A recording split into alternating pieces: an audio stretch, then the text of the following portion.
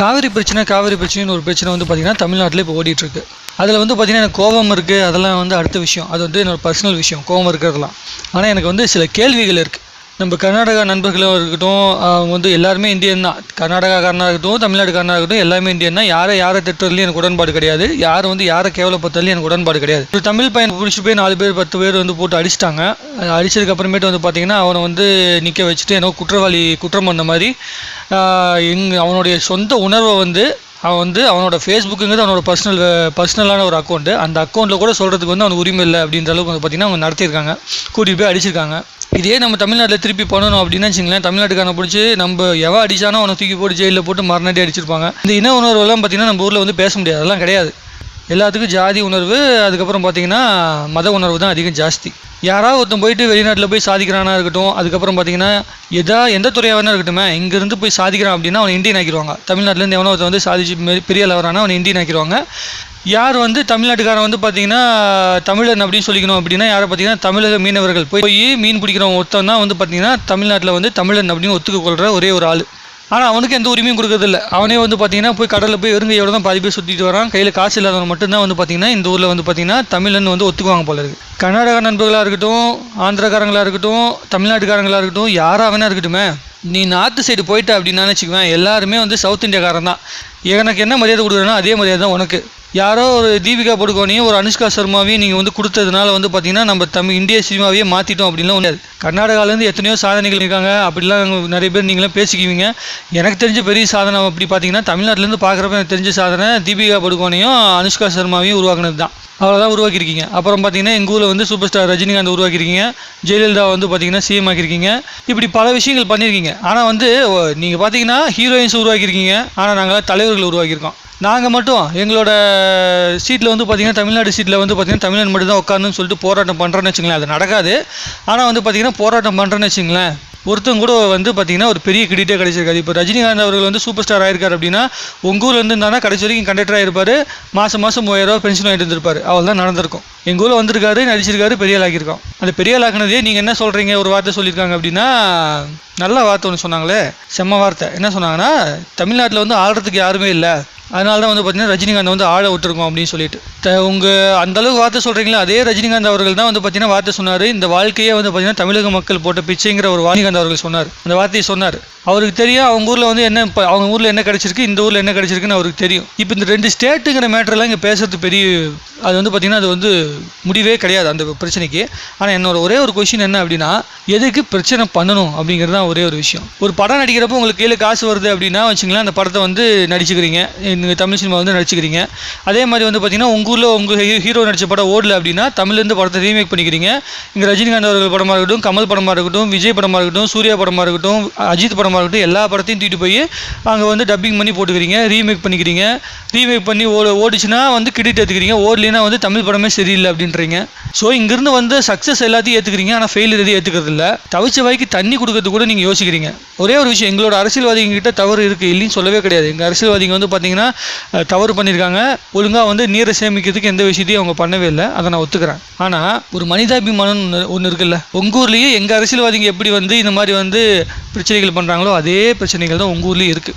அதை நீங்கள் யோசிக்கிறது இல்லை. சும்மா வந்து நம்ம தண்ணி கொடுக்கக்கூடாது அப்படிங்கிற ஒரே ஒரு தாட்டில் மட்டுமே பேசிக்கிட்டு உங்கள் ஊரில் இருக்கிற பிரச்சனைலாம் நீங்கள் மறக்கடிச்சிட்டாங்கன்னு நான் நினைக்கிறேன். உங்களை சினிமாக்காரங்களுக்கும் இதுக்குள்ளே வரத்துக்கு சம்மந்தமே கிடையாது. எதுக்கு சினிமாக்காரங்களாம் வந்து பார்த்திங்கன்னா எங்கள் ஊர் தண்ணி நம்ம விடக்கூடாது அப்படின்னு சொல்லிட்டுலாம் வந்து பார்த்திங்கன்னா ராதிகான்னு ஒரு அம்மா வந்து பார்த்திங்கன்னா பேசியிருக்காங்க.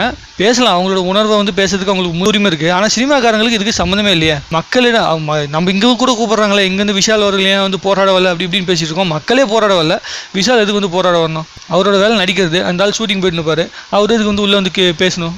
அவருக்கு இதுக்கு என்ன சம்மந்தம் எனக்கு புரியல. நம்மளாம் வந்து காலையில் எழுந்திரிச்சு ஆஃபீஸ் போயிட்டு உட்காந்துருவோமா, ஆஃபீஸுக்கு போயிட்டு காசு சம்பாதிச்சுட்டு வந்துடுவோம். அதுவும் நம்ம ஊருக்கு சம்பாதிக்கிறது இல்லை, அமெரிக்காக்காரன்ட்டு காசு பிடிங்கி சம்பாதிச்சுட்டு போயிடுவோமா. இன உணர்வு இருக்கக்கூடாதான். வேற ஒரு ஸ்டேட்லேருந்து நம்ம ஊரில் வந்து பிழைக்க வந்த ஒருத்தனுக்கு தமிழ்நாட்டுக்காரங்க அப்படிங்கிற இன உணர்வு இருக்கணும் அப்படின்னு சொல்லி ஆசைப்படல. எந்த விதத்தில் நியாயம்னு எனக்கு தெரியல. தமிழ்நாட்டு மக்களுக்கு இது கிடையாது. தஞ்சாவூர்காரன் அதுக்கப்புறம் பார்த்தீங்கன்னா அந்த திருவண்ணாமலை பக்கம் உள்ளுக்குள்ளே போயிட்டீங்கன்னா அங்கெல்லாம் வந்து பார்த்தீங்கன்னா விவசாயம் பண்ணுறவங்க மட்டும்தான் வந்து பார்த்தீங்கன்னா இதுக்காக போராடிட்டு இருக்கிறான். ஏன்னா உனக்கு தான் போனால் சூப்பர் மார்க்கெட்டில் சோறு கிடைச்சிருதுல்ல, சூப்பர் மார்க்கெட்டில் வந்து 2 காய்கறி வாங்கி நீ வீட்டில் போட்டு வச்சுக்கிறீல, அப்புறம் எதுக்கு நீ கவலைப்படுற? இந்த சாப்பாடு மட்டும் குடும்பத்துலேருந்து ஒருத்தன் விவசாயி ஆனால் தான் சோறு கிடைக்குங்கிற ஒரு சுச்சுவேஷன் வரப்போ கூட நீ நம்ம சோத்தை பற்றி நினைக்க மாட்டோம். அதை கூட ஃபேக்காக வந்து எங்கள் வீட்டில் ஒரு விவசாயி அப்படின்னு சொல்லிட்டு போய் சர்டிஃபிகேட் வாங்கி வச்சுக்கிட்டு ஏமாற்றிட்டு உட்காந்துருப்போம். நம்ம ஊர் அரசியல்வாதிங்க பண்ணுற தப்பு விட அந்த சினிமாக்காரங்க இப்போ பேசுகிறாங்களா அந்த தப்பை விட, கூட்டிகிட்டு போய் அந்த 10 பேர் அடித்தாங்களா அந்த தப்பை விட நம்ம பண்ணுறதாங்க பெரிய தப்பு. எல்லா விஷயத்தையுமே சாதாரணமாக எடுத்துக்கிறது தான் பெரிய தப்பு. ஓட்டு போட வரமாட்டோம், ஆனால் வந்து ஓட்டு போடலினா கூட நம்ம நாட்டுக்கு ஒழுங்காக தண்ணி கிடச்சிடும் கூட. பாருங்களேன், கேன் வாட்டர் வீட்டுக்கு வந்துருங்க ஒரே தைரியத்தினால தான் சென்னையில் இருக்கிற எவனுமே இதெல்லாம் கவலைப்படல. காவிரி தண்ணி வந்தால் தான் கேன் வாட்டரே வரும் அப்படிங்கிற ஒரு சுச்சுவேஷன் வந்திருந்தால் மட்டும்தான் எல்லாரும் பொங்குவானுங்க. அப்போ கூட பார்த்தீங்கன்னா கார்பரேட் கம்பெனிக்காரன் மொத்தமாக கேன் வாங்கி போட்டுருவான், கோடிக்கணக்கில் செலவு பண்ணி மொத்தமாக கேன் வாங்கி போட்டுருவான். மக்கள் மட்டும் தான் சோத்துக்கு சிங்கரிச்சுட்டு உட்காந்துருப்பாங்க. ஏமாறது எல்லாமே மக்கள் தான். சினிமாக்காரன் நீங்கள் கொண்டு வான்னு சொல்லி எல்லாம் பேசிட்டு இருக்கீங்களே, சினிமாக்காரன் வந்திருந்தால் என்ன இருக்கும்? அவனை ஃபோக்கஸ் பண்ணி டிவியில் போட்டு பயங்கரமாக பேசிட்டு இருந்திருப்பாங்க. அதை எப்படி சொல்கிறது, அவங்க தான் வந்து பார்த்தீங்கன்னா சமூக சேவை பண்ணுறதுக்குனே பிறந்தவங்க மாதிரி வந்து டிவியில் காட்டுவாங்க. ஆனால் மக்கள் வந்து ஒருத்தன் உயிர் கொடுத்து வேலை செஞ்சுட்டு இருப்பான், அவனெல்லாம் வந்து மதிக்க கூட மாட்டாங்க. மக்கள் முதல்ல புரிஞ்சுக்கணும் ஒரு விஷயத்த. இந்த பிரச்சனையை வந்து பார்த்தீங்கன்னா ரொம்ப பெரிய தேசிய லெவல் பிரச்சனையெல்லாம் ஆகிட்டு இருக்குது, பெரிய பிரச்சனையாக ஆகிட்டு இருக்காங்க. நான் ஒருத்தன் வந்து அடிச்சுட்டான், என்னை வந்து தைரியம் வந்து அடி அப்படின்னு சொல்லிட்டு நம்மலாம் கேட்டுட்டு இருக்கோம். ஸோ அதை பற்றி நம்ம யோசிச்சு பிரயோஜனம் கிடையாது. அந்த இளைஞன் தன்னுடைய தைரியத்தை சொல்லிட்டான். அந்த இளைஞனுக்கு அவனுக்கு சப்போர்ட் பண்ணுற அளவுக்கு வந்து ஆளுங்க இருந்திருந்தானா அந்த 10 பேர் அவன் மேலே கை வச்சிருப்பானா? நம்ம இப்போ கூட பார்த்தீங்கன்னா வந்து ஃபேஸ்புக்கு, யூடியூப் என்னையும் விட்டுங்க, நானும் செருப்பல் அடி வாங்கிக்கிறேன்னு வச்சுங்களேன். உங்ககிட்டயே என்ன உட்பட எல்லாருமே ஃபேஸ்புக்கில் வந்து சப்போர்ட் பண்ணுறோம், ட்விட்டரில் சப்போர்ட் பண்ணுறோம். இந்த தெருவில் ஒருத்தர் வந்து அடிபட்டு இருந்தால் நம்ம சப்போர்ட் பண்ண மாட்டோம். நம்மளோட வேலை என்னமோ அதை மட்டும் தான் பார்ப்போம். மனிதனை வந்து அடித்தா கூட நம்ம எல்லாருமே ஃபேஸ்புக் ட்விட்டரோட முடிஞ்சு போச்சு, எல்லாத்தையும் ஷேர் பண்ணிட்டோம்னா நம்மளுடைய மொத்த சேவை உணர்வுமே முடிஞ்சு போச்சு அப்படிங்கிற ஒரு விஷயத்தோடய நம்ம எல்லாருமே விட்டுறோம். எங்கள் ஊர் பக்கத்தில் இருக்குதுங்க, எவனோ ஒருத்தர் எங்கள் ஊருக்குள்ளே எவனோ ஒருத்தர் வந்து பிடிச்சி அடிச்சிட்டு இருக்கான்னு வச்சுக்கலாம், ஏன்னாச்சும் ஒரு வார்த்தை கேட்பாங்க. ஆனால் இங்கெல்லாம் பார்த்தீங்கன்னா அப்படி கேட்குற மாதிரி ஒன்றுமே தெரியல. அடிக்கிறவன் அடிச்சுக்கிட்டே இருக்கான், வாங்குறவன் வாங்கினே இருக்கிறான். மொத்தத்தில் சொல்ல வர ஒரே ஒரு விஷயம் என்னென்னா, தண்ணி அப்படிங்கிறது வந்து பார்த்தீங்கன்னா உயிரோட தேவை. அதை வந்து யாருமே உரிமை கொண்டாடவே முடியாது. நிறைய பேர்லாம் வீடியோலாம் போட்டிருக்காங்களே, உங்களுக்கே தெரிஞ்சிருக்கும் நினைக்கிறேன். பாகிஸ்தான் கூட வந்து பார்த்தீங்கன்னா இந்தியா தண்ணியெல்லாம் பிரிச்சுக்குது, 8 நாடு சேர்ந்து ஒரே ஒரு நதியெல்லாம் பிரிச்சுக்குதான். ஆனால் நம்ம ஊரில் பார்த்தீங்கன்னா நம்ம ஸ்டேட்டுக்குள்ளேயே தண்ணி பிரிச்சுக்க முடியல. ஏன்னா நம்ம ஊருக்காரன் ஒழுங்காக தண்ணி சேர்த்து வைக்கலைங்கிறது அவங்க ஊருக்காரனுக்கு தெரிஞ்சிருக்கு, அதனால தண்ணி தர மாட்டேன்னு அவன் குதிக்கிறான். நம்ம ஊருக்காரனுக்கு தண்ணி சேர்த்து வைக்க தெரியாது. இவங்க வந்து பார்த்தீங்கன்னா மக்களை வந்து இப்படி தான் பண்ணிட்டு இருப்பாங்க, அரசியல்வாதிகள்லாம் இப்படி தான் வந்து மண்ணை சுரண்டி வித்துட்டு இருப்பாங்க.